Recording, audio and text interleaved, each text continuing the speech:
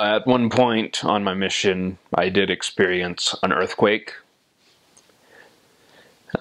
I I felt unusually calm about it. Everything just started shaking for maybe 10, 15 seconds, and then it was over.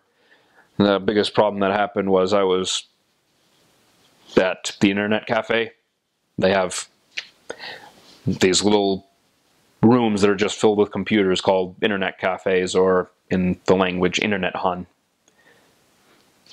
You pay them a certain amount and you get an hour of internet time. But I was in there typing my email to my family when the power cuts out and everything shakes from side to side. I don't think that was the first time. I think there was a time a year before in my mission where I actually felt an earthquake, but I was half asleep for that one, so I thought my companion thought I was shaking his bed. That's how. It wasn't too violent, but it was still enough to, like, jar us out of sleep. But anyway, this earthquake was actually pretty damaging to an area of my mission, and I was the zone leader at the time, so I actually went down with the other companion ships of my zone, and the church there wasn't too bad, but their area had been affected worse than ours. Ours, we did not have power for maybe a couple of days. Their area, the earthquake had affected them so bad, they had neither power nor water. And most of the water comes from underground.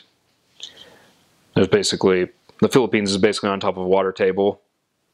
So when you see graveyards, it'll be all of these boxes stacked up because they can't dig down 6 feet. Because you dig down 6 feet, you immediately hit water. So they were but that area that was the farthest east, the farthest south, they were basically the border between our mission and Cebu. But they were affected most by the earthquake, although there were people who died, and the road to it was torn up. There were buildings that had fallen.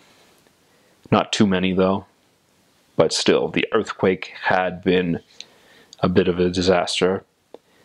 The church actually got an opportunity to bring food supplies, and then at the church in this area, they were able to bring extra water and then create a new water faucet so that people could come there and get water so they could continue to survive. Well, we had the opportunity as missionaries and members of the church in that zone to come and help deliver emergency supplies that the church had given. It was a very wonderful experience being able to help out people in a disaster. But what was more wonderful is there were a couple of members that were less active in my area who actually came to church and said, "You know what? The earthquake taught me something.